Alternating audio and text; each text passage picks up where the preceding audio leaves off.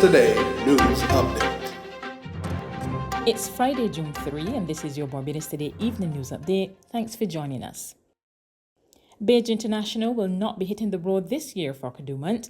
The band made the announcement to its followers in a social media post.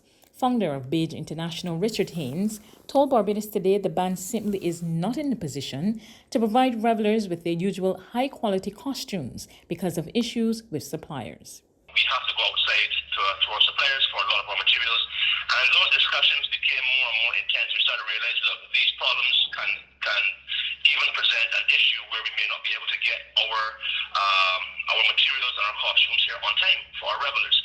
So we explored several different options up until literally 72 hours ago. We were exhaustively having conversations with our suppliers and every network we have.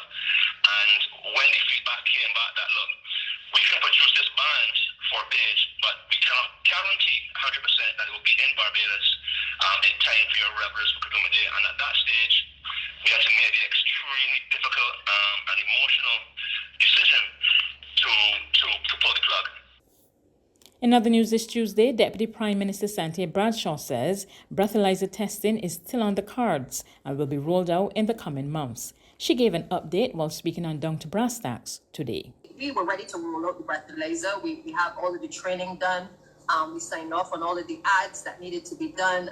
Everybody was ready to roll it out. But when I met with the taxi associations, one of the things when we were talking about the new rates for the taxis in this country, one of the things that we recognized was that if we are going to say to people, put down your vehicle, we have to make sure that we give people as well an option in terms of knowing with certainty what it is going to charge them to get from Starcom, or to get from their home to Starcom and back, or if they're going out at night to get from a bar back to their home. And so we want to make sure that we have that in place and that people, just like when you travel, that you can go on Uber and you can determine what that price is to get from one point to another. We want to be in a position to have that ready as well. So that app is being worked on. That back-end work is being done, and I hope that within the next, say, month or so, that we're in a position to roll that out. And then shortly after, we will be in a position to introduce the breathalyzers.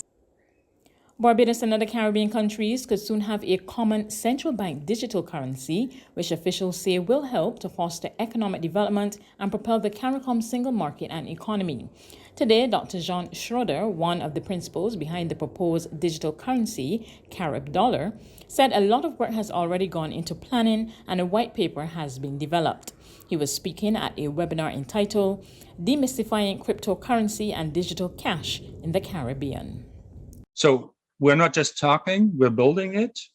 June 17th, we'll have a workshop with businesses to design the trade finance applications for this. This year, we'll create an MVP with these solutions for trade finance and launch within 2 countries, Barbados and Jamaica, within 6 months from now. Dr. Schroeder added that the digital currency will allow for faster transactions and it's more accessible, safe, and stable. So if you want to buy pineapples as a grocer in Barbados from Jamaica, you just use this currency. You don't have to exchange to USD and from Barbadian dollar and then back into the Jamaican dollar. Just use this one digital money across the Caribbean. Wouldn't that be great? It would deliver seamless, fast and cheap payments, would provide liquidity, and then open a fast track towards CSME without a need to replace the national currencies, which really is a hassle if you want to go that way. Tourism and hospitality students will soon have the chance to join the Barbados Hotel and Tourism Association and benefit from a range of opportunities under a revamped student tourism education program. Word of this from BHTA President Renee Coppin. She told a news conference outlining plans for the association's 70th anniversary that the program will seek to build the next generation of tourism players. We're also very excited about our new student membership initiative, from which we hope to generate another set of leaders and future tourism employees, owners, entrepreneurs, and employers into our fold.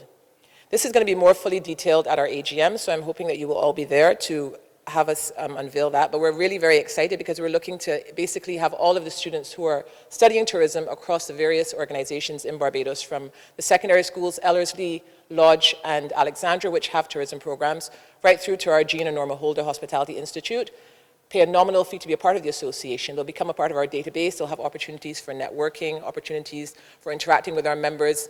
We're going to create greater collaboration between ourselves and them. And of course, they'll have access to discounts from our member properties and entities. So we see that as a really exciting initiative that's going to help us to drive another generation of interest in the BHTA and in this industry. Regional and international news coming up after this short break. Cure Oxygen is way more than just water. We infuse pristine water with over 1 billion tiny oxygen bubbles using our state-of-the-art process. The benefits of additional oxygen are huge, from strengthening your immune system to increasing energy levels, stamina, and sports performance. And that's not all. It also improves skin health, helps you sleep better, and reduces stress. Join the movement of people experiencing the benefits of Cure Oxygen. It's not hype, it's science.